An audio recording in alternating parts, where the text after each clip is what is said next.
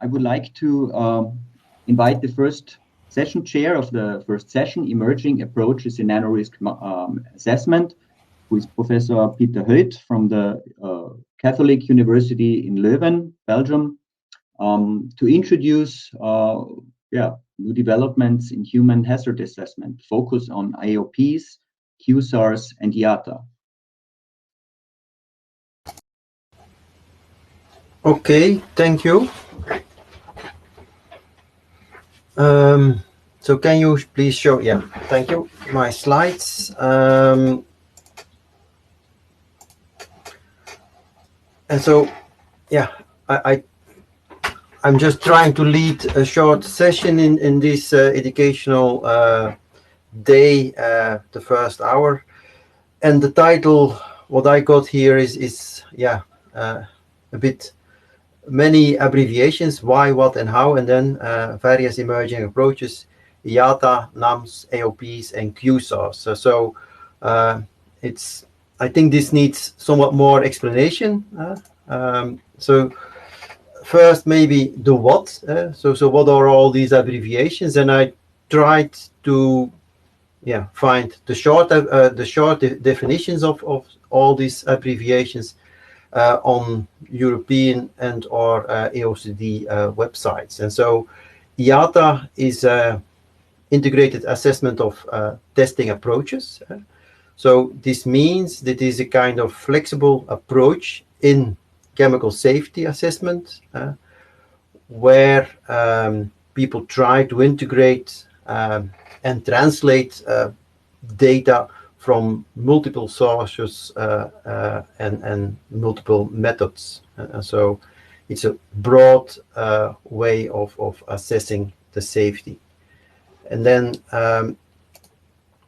the second one, the NAMS, is relatively similar, but here is clearly indicated that it is a non-animal based approach where, again, a broad as possible information in the context of safety, chemical safety, hazard and safety and risk assessment is brought together, but also techniques are used or introduced like read across, screening, prioritization, and so on.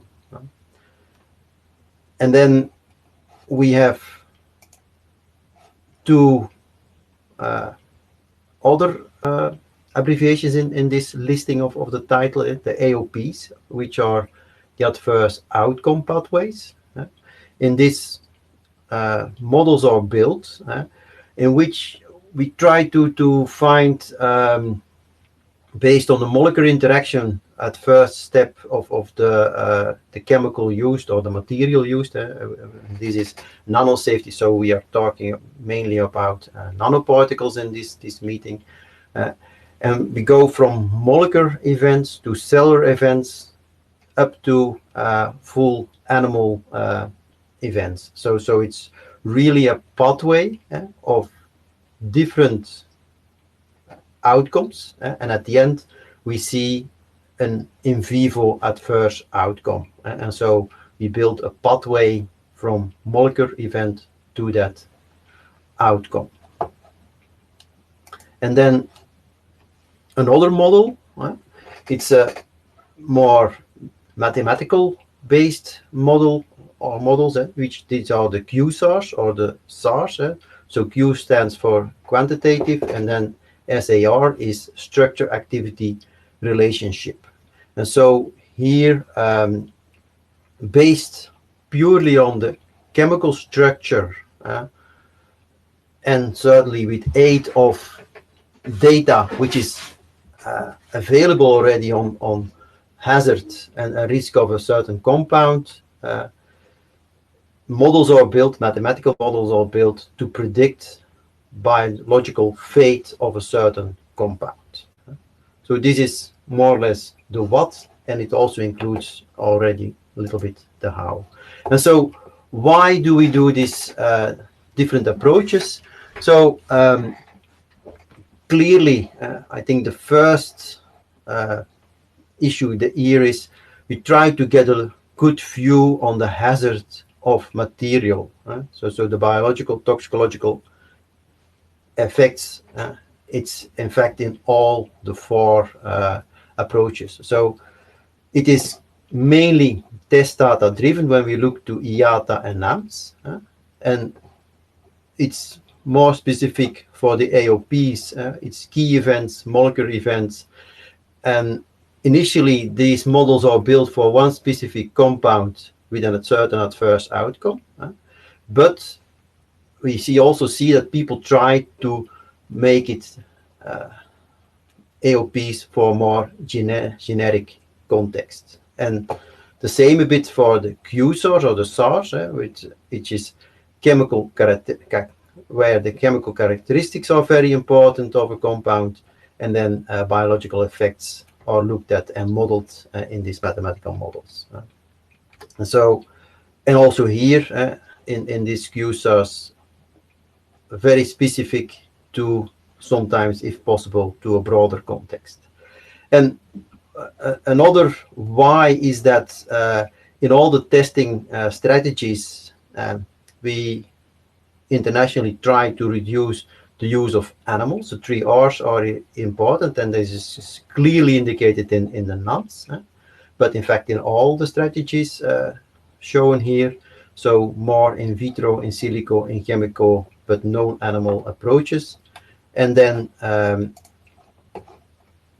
clearly also these methods are there to support the risk assessment, the one a bit more than the other, but as Cole, certainly all of them have supporting in risk assessment, and they are all have the purpose that we get a better mechanistic understanding of the chemical interaction, particle interaction with tissues, with cells towards an adverse outcome, and that we use less animals and get a better safety, human safety, environmental safety.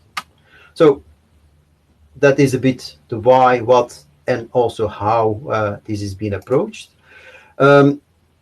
Just before I present or I invite the first speaker, I also want to point out that you can find more on this type of approaches tomorrow in room 3. There are 2 talks on adverse outcome pathways, and in room 4, a bit overlapping, I'm afraid. Also there, a lot of talks on risk assessment approaches and adverse outcome pathways.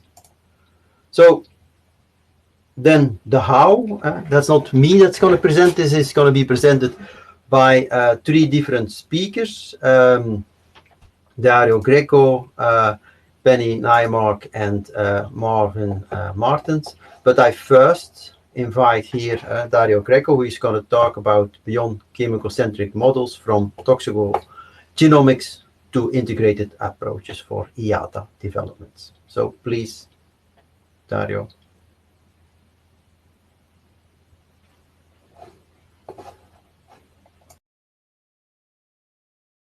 All right. Okay. Hello, everybody. I hope you can hear me, and by all means, probably also see my ugly face. Nice to virtually see you all. It's a sad time, but that's what we get nowadays. Well, first of all, I would like to thank the organizers for inviting me here, and thanks, Peter, for the introduction. So yes, as Peter was telling, I will give you a very brief overview on some of the projects we are doing in my lab in Finland, where we are trying to integrate toxicogenomics approaches to chemocentric models in order to hopefully gain a better insight into the not only the safety assessment of nanomaterials, but also eventually in the future the safe by design driven by this kind of reasoning.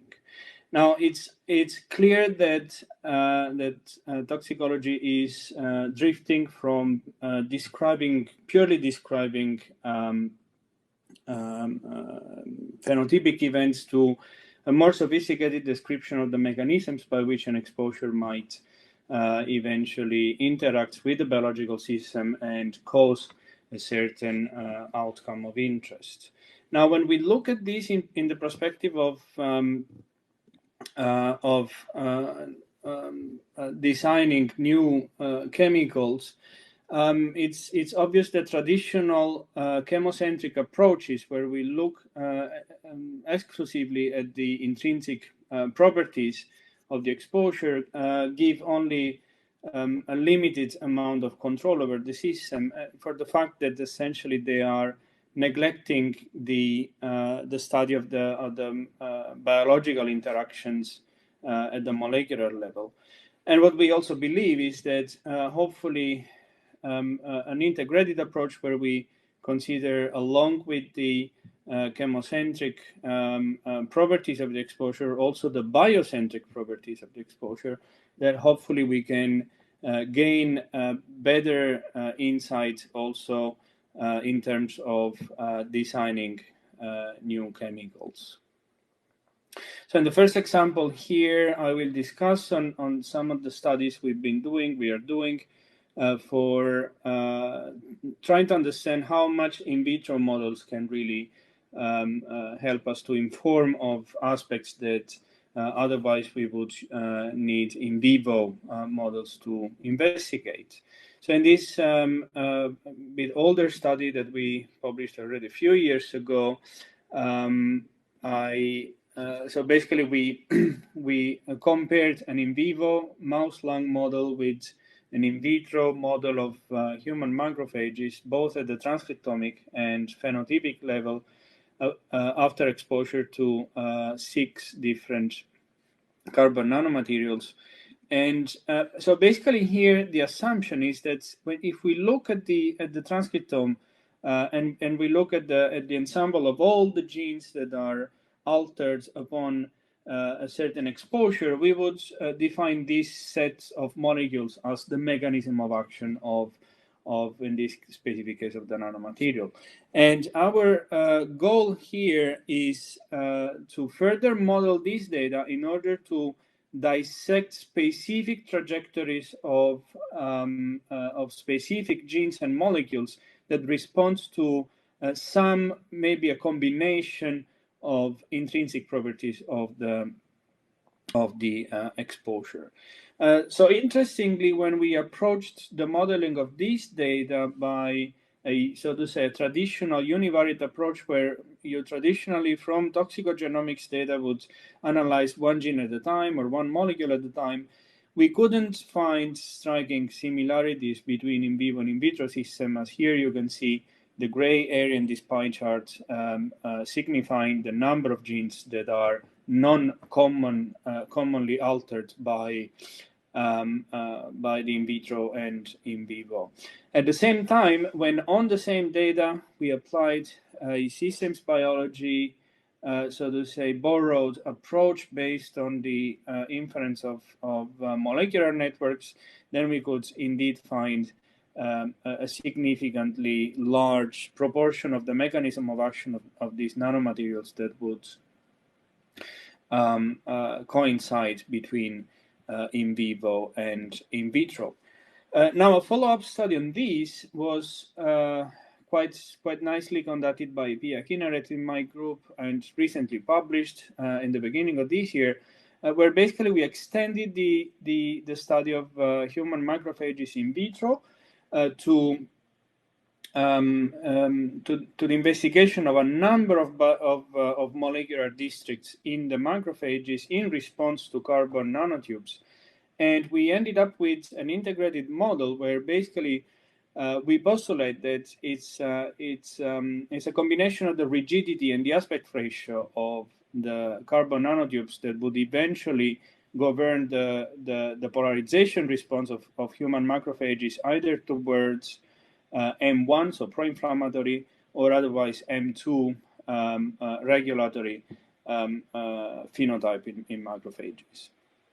So in this second example, instead I would like to discuss how we are using toxicogenomics and integrated modeling to go beyond toxicity endpoints and trying to link directly the exposure with human diseases directly. So in this study published last year, we collected a significant amount of biosignatures of a number of nanomaterials as well as drugs, chemicals, and diseases. And we derived models that would basically suggest that metal and metal oxide nanoparticles have strong similarities in their mechanism of action as the alterations that molecular alterations that you will observe in the major neurodegenerative disorders, Parkinson's disease, Alzheimer's disease, and ALS. And by using the biomarkers that we derived from these predictions, we also set up a large panel of biochemical assay in vivo in a whole body exposure in zebrafish.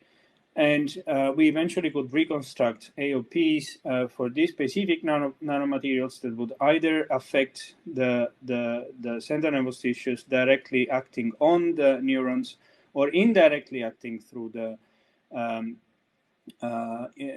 interaction with glial cells.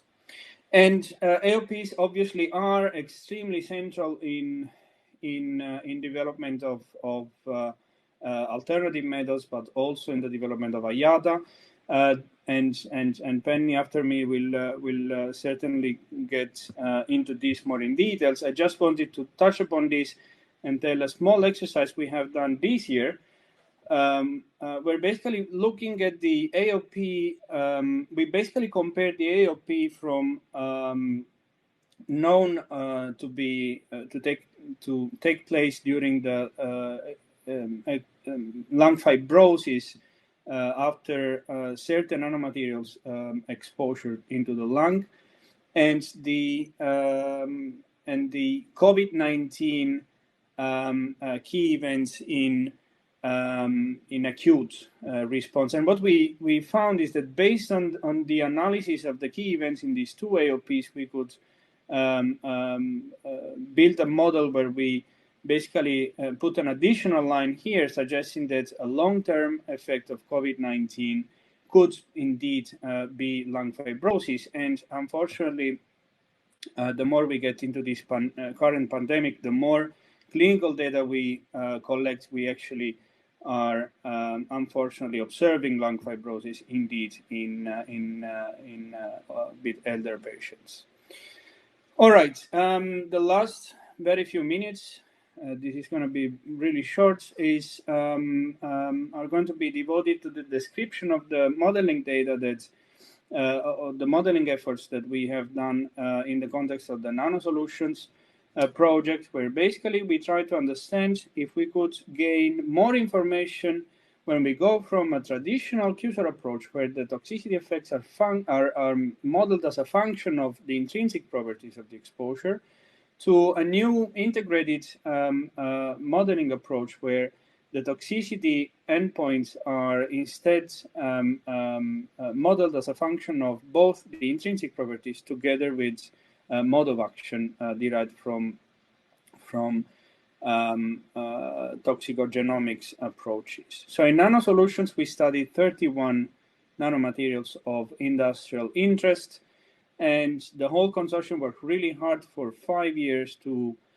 collect an enormous amount of information on these nanomaterials, not only on their intrinsic properties by fully characterizing them, but also the biological effects that these 31 materials were exerting both in vitro and in vivo and in a number of biological systems, as well as collecting in a multi-omics very much in-depth information on the mechanism of action. Well, long story short, our analysis clearly suggests that models that are comprising multiple data layers, so you can see here mRNA, microRNA, proteomics, intrinsic properties.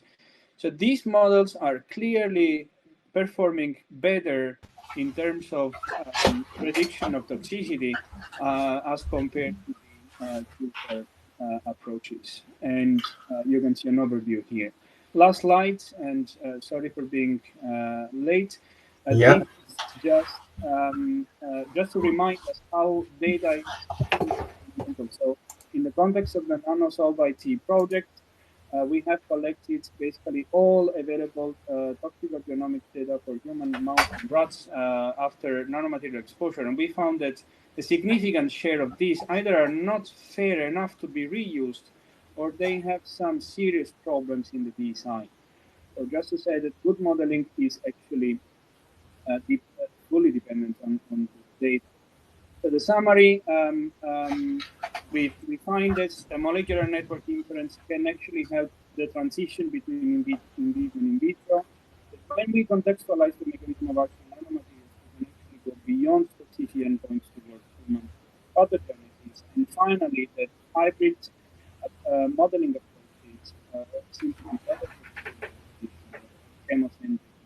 Okay, yeah, we need to Yes. to stop it now. Sorry to interrupt you, but yeah. So certainly you have to thank your collaborators. I understand also, but people can see them. Sure. Yeah. Just one question.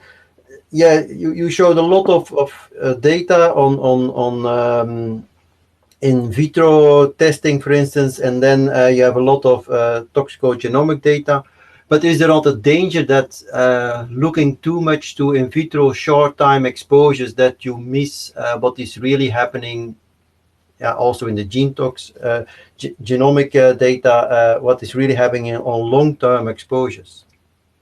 Yeah, definitely, absolutely. This is a very crucial point, and so our approach towards going beyond this obvious limitation is to look at other districts of the molecular alterations in biological systems. We have proof now that epigenomics and epigenetic alterations are actually very informative in terms of possible long-term effects of an exposure, even when you look at relatively short time points in vitro. So my personal understanding is that we should move more and more towards multi-omics approaches, especially looking at epigenomic alterations. Okay. Yeah. Thank you. I'm sorry that. Thank you. Yeah, I cannot let any other question in, but I didn't see anything appear in the chat also from questions from the audience. So please, audience, if you have a question, try to type it into the chat, and then we can pick it up during the discussion. So I'm yeah, we have a very tight time schedule, as I notice now. So now I'd like to ask Penny Nijmark from Karolinska Institute to give her presentation. Please, Penny. Yes, hello, thank you. So thanks to the organizers for inviting me here. I'm going to tell you a little bit about adverse outcome pathways and data integration within NanoSafety. So I'm Penny Nijmark from, I'm an assistant professor at the Institute of Environmental Medicine at Karolinska Institute here in Sweden. And so I'm going to start, let me see if I can change slides. That's the way to go. Okay, so just a brief, I don't know, many of you might know all about, and you heard a little bit about adverse outcome pathways already, but just to set the scene for my talk, I want to take you through the definition of an AOP. So an adverse outcome pathway is really a conceptual framework that portrays existing knowledge, and that's central to what I'm going to be talking about, concerning biologically plausible key events and causally linked molecular initiating events to an adverse outcome. And these two latter bold terms, biologically plausible and causality, is also very central to the AOP concept being so, or believed to take us beyond into 21st century toxicity testing. So now data integration is, of course, very central to the AOP concept, especially since it's building on existing knowledge. And the AOPs really represent this continuum of development that we see within research. So it's really represents this. So AOPs are never really finished. They continue to develop as we gain more available knowledge and understanding. And so AOPs can be developed at different stages of maturity. They can be putative at the very start, where, I don't know, do you see my pointer now? Can someone maybe confirm? I'm losing time, but anyway, I'm hoping you see it. It's the third button from the left, and you can select, for example, the pencil. Oh, right, I missed that point. There's a private pointer and an official pointer. Okay, maybe there. Here. Okay, now I think I have it. Yeah. Yeah. Okay, so AOPs can be putative, they can be formal or qualitative, and they can be quantitative. But having said that, they are never finished. They are always under development as existing knowledge increases. Now, when it comes to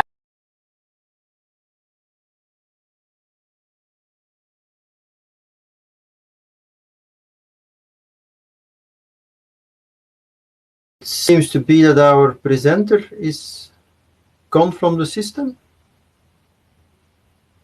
Hello? Hello.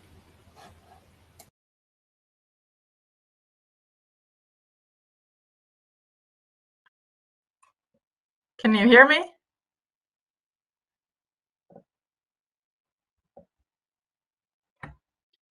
Okay, I'm sorry. I don't know if it's my internet or I lost the presenters, right? So, okay, but going back to AOP applications, so a specific AOP's application is dependent on a case-by-case determination of its fit for purpose, and that can depend on the level of development. So early stage, less mature AOPs are applicable at early stage risk assessment approaches or pre-regulatory risk assessment approaches, while the more mature AOPs are more applicable to IATAs, so integrated approaches to testing and assessment, and more close to regulatory application. Now, going into nano AOPs within NanoSafety, so AOPs are stressor agnostic, and this is one of the most central principles of the AOP framework. They are always applicable to any stressor that initiates the molecular initiating event. That having been said, specific model stressors can still be used to develop AOPs.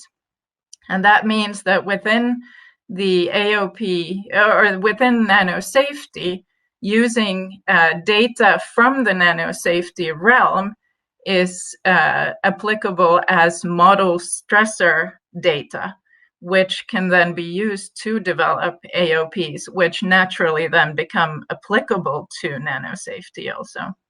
So this is a set of 6 AOPs that were developed jointly between the 2 projects, Patrols and Smart Nanotalks, and where you can see really MIEs that are very specific to nanomaterials, but do go beyond that if there would be a stressor that acts in similar modes of action as nanomaterials.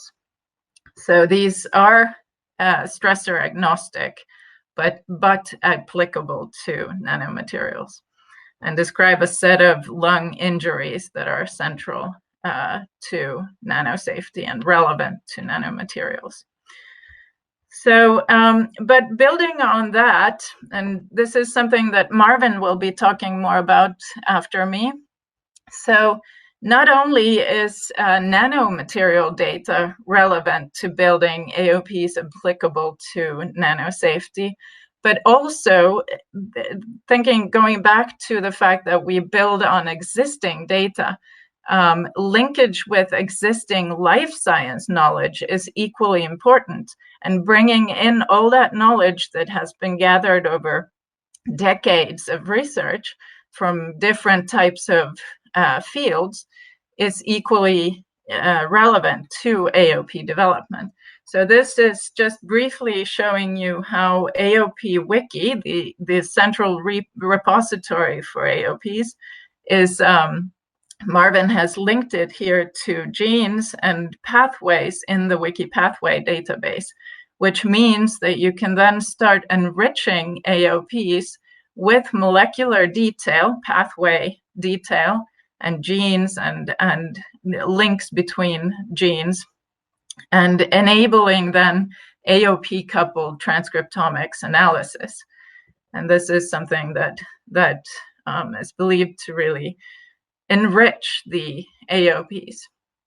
Now, building on this concept and this work, we have also been working on a process, a so-called data fusion pipeline that builds or generates basically interactive bioinformatically useful AOP linked molecular pathways. Now, these pathways are expected to both inform on central key biological processes and molecular players involved in adverse outcomes, so really identifying biomarkers for key events, and in addition, enabling broad development of broad coverage, high throughput, and high content assays, in vitro assays that are able to detect these key molecular players, and then allowing for a wide variety of AOP-linked data analysis during risk assessment. And for example, looking at AOP-linked gene set analysis gives you an indication that you're looking at bioinformatically and statistically tested perturbation of AOP-linked gene sets, giving you an indication that there's something going on in that specific AOP. And remember that these AOPs have the inherent understanding of causality, which really gives you a robust risk assessment. So, and then building further, so when it comes to AOP applicability, so this is a picture showing that we published in the beginning of this year, basically showing the process of basically safe by design. So in NanoSafety, of course, we've been working a lot.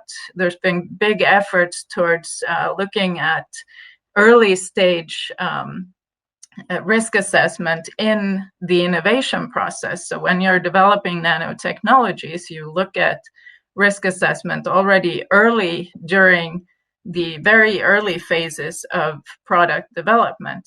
Now, in this effort, we then linked new approaches, so NOMs, to these different stages and looked across different types of methods and how they fit in to this process of pre-regulatory risk assessment, basically. In addition, we were looking at these existing human risk assessment models that could accept information from new approach methodologies. Now, what you see is that AOPs really cover all these stages because they are so central for the data integration. So all of these previous methods here generate, or they take into consideration existing data, and they also generate new data later in the stage gate process, so the innovation process. And what that means is that the AOPs come in and can support the systematic and structured organization of all this data. So, and this is really coupled to the application of data, or of AOPs, and supported by data integration. Now, something that we're still figuring out is how to scale and score data for these different purposes. Okay, so going very fast to the last slide, I'm almost finished. Of course, existing data needs to be available, and there's huge efforts going into making data fair and really allowing it to become findable, accessible, interoperable, and reusable. And this is just a brief mention of the NanoSafety data interface, which combines a lot of data from different projects. The NanoReg2 data is about to become public. Not sure, it's not yet, but I think it should be soon. And in addition, we have a public omics metadata instance in this context. In addition, there's the new FAIR implementation network for NanoSafety, the advanced Nano, available to where you can look closer at the efforts going on and where you can join a community of verifying NanoSafety data. So thank you. That was it for me. I have the acknowledgement slide, and that's it. And so Marvin is going to come on after me, and he has some questions that we've put up together to ask you, basically, to make this a little bit interactive.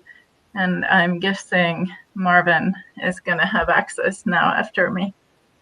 Thank you for that. Thank you, Penny.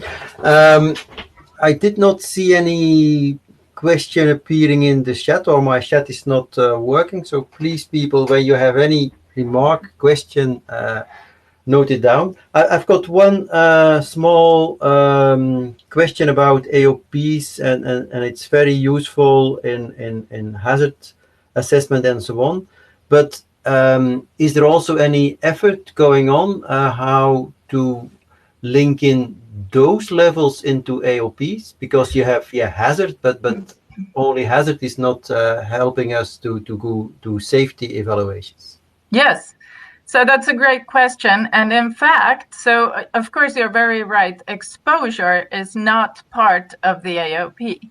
Yeah. But exposure comes in very early before you get into this, and we are attempting to connect these two. And the last the next last figure that I showed, the Safe by Design slide, actually has some indications of that, of how we bring in exposure data to inform on the doses and the point of departure for these hazard assessment approaches and in connection to AOPs. So this is really something that, and especially within NanoSafety, I think this is, I mean, of course it's important also for chemicals, but we do see challenges with this because of the nano material dosimetry issues that we're still facing. Yeah. So. Okay, thank you. Yeah, sorry, I have to interrupt you because time is just too short. Yes, it's very short. Yeah. A very short question was posed by Fleming Cassie in the chat box to me while we are still seeing our survey running. How about species difference in AOPs, Penny? Yes, that's also a very interesting question. So at the moment, we are focusing a lot on humans. But as you, so AOPs come with an interesting principle, both the fact that they are stressor agnostic. So you can bring in data and information from other fields regarding or other types of stressors. But not only, you can also go across species. So when it comes to the AOPs themselves, they're built out of modules. So each key event and each molecular initiating event and each AO is actually a module which can be isolated from its original AOP and brought into describing and looking at cross-species effects. So very conserved key events that do go across different species can be also refined to reflect these cross-species effects. Yeah, so sorry, Penny, but yeah, I really have long answers. So yeah, thank you very much, Penny, for this very interesting talk. And so now I like to introduce Marvin to the stage. So he's going to give us showcasing the AOP Wiki Resources Description Framework. Why AOPs or nano AOPs do not exist. So please, Marvin. Yes, thank you very much, Peter. In the meanwhile, I already started up the questions that Penny submitted to me to ask to the viewers here. I guess most people have already been filling them in. I see the questions filling in quite nicely here. You can also see the share screen, right? If I'm correct. I see quite some variety of questions in, but oxidative stress seems to be the highest number of entries here in this question of key events related to nanomaterials. I will quickly go through the last question of Penny that she had to the audience. If you want to comment, Penny, you can still. No, that's fine. It looks really, I'm super happy to see so many answers here. I wasn't sure what to expect if people would actually have ideas on this, but great. So yeah, I will start my presentation in 1 minute. I'll present mostly about the AOP Wiki, as was already shortly introduced by Penny just a minute ago, which I transformed into a resource description framework, RDF, to make more easy access and interoperability of the database with other resources and other data. Yeah, I think I will just go into it right now. Not to spend time on.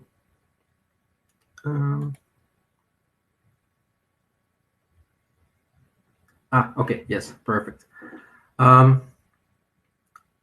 Stop sharing screen, I guess. Okay, so thank you for joining. Thank you for asking me to present this. Like I said, I will present about the AOP Wiki, so I skipped the whole introduction of adverse outcome pathways since it was already introduced twice now. Thank you for that, by the way, Peter and Penny. So the AOP Wiki, as said, is the central repository for adverse outcome pathways. It's mostly containing on descriptive text of mechanisms of action, basically the description of the collection of literature that describes the molecular processes that occur upon exposure to a stressor. And this is structured in these key events and key event relationships, of which there are over 1,000 in the AOP Wiki, building over 300 adverse outcome pathways. So it's a quite extensive path already, quite extensive database already, but it's growing very fast with many initiatives trying to develop more and more efficient and more generic adverse outcome pathways to make them applicable to not only chemicals, which is in this moment the majority, but also to nanomaterials, but other kinds of stresses as well. So just like Penny, I also had some questions in the presentation in WooClub. I already set this URL in the bar in the text box. So most people already, I see already 70 people joined that URL. And I was just curious how many people already had seen at any moment the AOP Wiki. Do you know it? Have you ever searched for information inside of it? And I see, I guess, wait, let me just share again. Oh, share, my fault.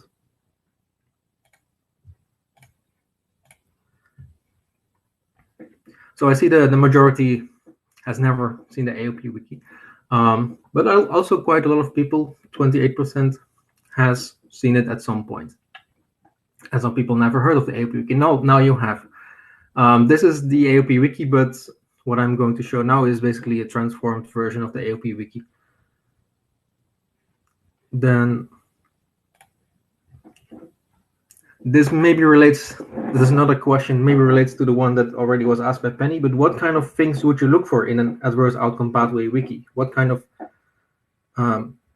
things would you try to enter in this database to find information about your nanomaterial or your process of interest related to nanomaterials?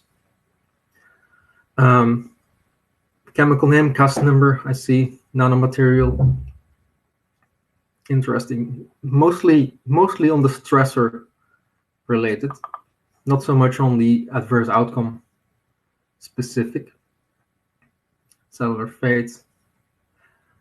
I'm storing all of these answers because these are very interesting answers. So I'm very happy that you are all so actively filling these in. Going back at the presentation. Somehow it switches back to the main presentation every time. I'm probably doing that wrong. Yes, thank you. So basically, we built the adverse outcome pathway wiki resource description framework to improve its interoperability with other databases, add more identifiers for both chemicals and genes, and allow interoperability and accessibility increase by services, by tools, and also by using metadata and specific topic-specific ontologies to make the vocabulary used in this database more consistent and more widely used. So there's a few ways to use the AOP Wiki RDF. One of them is the regular Sparkle endpoint, which is a place where you can use Sparkle Query, which is a query language to extract data from resource description framework data, which I will just show very briefly in a minute. Another example that I will show is an API built on top of Sparkle endpoint using GitHub, a code repository. And this also allows you to use AOP Wiki content or query and extract AOP Wiki content using coding environments such as Jupyter Notebooks. And finally, I will briefly show a screenshot of recent developments on a Sparkle Explorer interface that we've been working on. So very roughly said, if you know that AOP Wiki currently has very limited options of exploring the data, this RDF allows you to basically enter any type of question that you want, as long as you know a little bit of the Sparkle query language, or know how to use one of the or adapt the questions that we already made. And this allows you to extract, for example, in this case, all key events, all AOPs, and all information that is related to fibrosis. I was expecting one of the adverse outcomes to be fibrosis, since that was one of the main focuses of Penny's work earlier. And this is just a screenshot of what comes out of a query like this, where you search for any key event or any adverse outcome that has the word fibrosis, and then gets you the data back. I have only a few minutes left. Like I said, the Garlic interface, this is an application programming interface built on top of a GitHub repository with preloaded Sparkle queries. So there you don't have to know the Sparkle query language, but you can directly enter your variables or enter your call basically, and get the results back in the very same way. You can do this in various formats, and also this is usable through command line or through coding environments as well, which is what I show very briefly here. This is the example of how to use both of them. So on the left side, the AOP Wiki RDF, the Sparkle endpoint, and on the right side, the Garlic UI. And this is just very simple examples, but this is the same question that I had before, where I want to know all of the key events that have the word fibrosis in the title. Basically looking at all the adverse outcomes that are part of that. And then the question on the right side, the bunch of code on the right side, is basically extracting the AOPs of which these adverse outcomes are a part. In this case, only the first one is shown. And you can do a lot of nice modeling with this kind of approaches, where you can really quickly generate AOP networks or AOP information. You can model it in any way how you like, and this is very efficient and very fast, and it saves you a lot of time looking through many pages in the AOP wiki, which is currently the way how to do this. Or if you are good with XML, you can parse it. The next thing, which is still under development mostly, so there's no URL yet, is work done mostly by Amar, who will also present later today, on the Snorkel user interface, where basically the Sparkle queries are already preloaded into a UI where you can still adapt these queries and reuse basically all the questions that we already put in a GitHub repository that is used to load all these questions. Marvin, still 2 minutes. 2 minutes. Then it's 10 o'clock. I have 3 slides left. I will skip my next question. Well, maybe I will open the question, but I will not show it on the screen. So the question is open on Google Lab. So what makes nanomaterials so tricky for adverse outcome pathways? Well, as described, AOPs are chains from key events from any molecular initiating event to any adverse outcome. So a nanomaterial specific molecular initiating event can still be called an AOP specific adverse outcome pathway, since it's this chain that only starts with this particular molecular initiating event.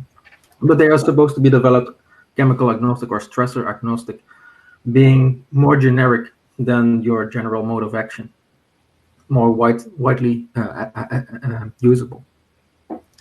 Also, the physiochemical properties of nanomaterials very much, even with the same elemental composition, they can be having very different effects in the biological system, leading to some problems in reproducibility of the kind of data that is produced or being generated, or information that is taken out of it. I have 2 slides left. So I did a short exercise looking into the AOP wiki, what is already there in terms of nanomaterial related information. And in terms of stressors, only 8 out of the almost 500 stressors are describing nanomaterials or nanomaterial-like stressors. Of course, this is not done automatically. You cannot read all the 900 of them and I just expect that they are nanomaterials. This is just because they are not annotated. There is no annotation existing for these kind of nanomaterials, which is lacking in this database. Last slide. Another exercise looked into all of the AOPs themselves, all of the AOPs, all of the key events, and all of the key event relationships. And if any of these have some description of nanomaterials, I would include it in a large data frame, which eventually led to this one that you see right here, which is, like I mentioned before, I see some fibrosis-related pathways, but also some cancer pathways, which I did see show up in the word cloud before, which is confirming, and I'm very curious to look at the answers afterwards to see what kind of other things that are there. Okay, thank you. This was my very rapid presentation. Yes, I'm sorry. It's clear that the block of 15 minutes is just not enough to get really through the key points. I saw a few questions. One, and you answered partly, I think, is about does AOP wiki cover chemical biological interactions? Well, stressor interactions. Yeah. Indeed, there is some chemicals described in there, over 400, I would say, or chemical groups, and how they interact with the biological system. But this is also still an issue with the AOP wiki. It's still very much under development. So most of the adverse outcome pathways that are there do not contain very elaborate information on these interactions themselves. Okay.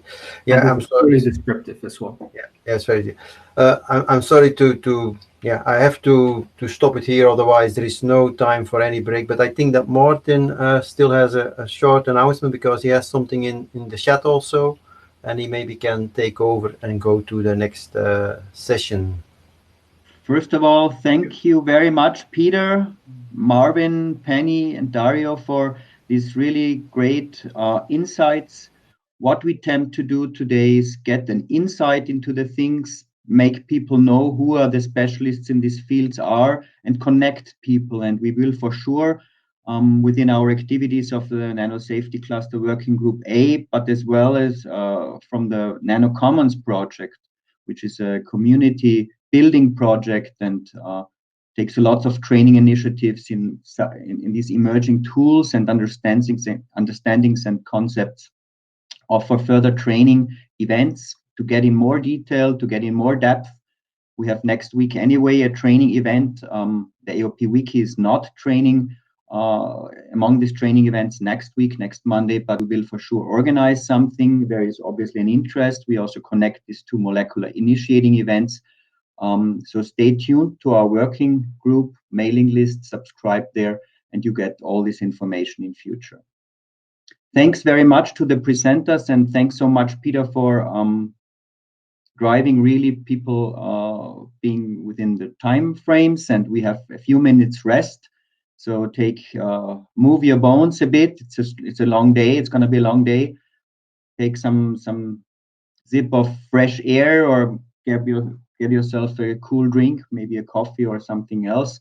We will continue in a few minutes with session 2. So while we have looked now much into hazard assessment, what is emerging here, we are going to look into exposure assessment and exposure determination in the next session. We also want to carry this to life cycle assessment. We want to cover the entire life cycle of materials in future. This is very important for a safe environment. You have seen in my introductory slides, I'm also a member of the Scientists for Future. This is really something that I very much am convinced about, that we need to get this really now to the application, all these concepts. So we start in a few minutes. I will just change the slides and invite the new speakers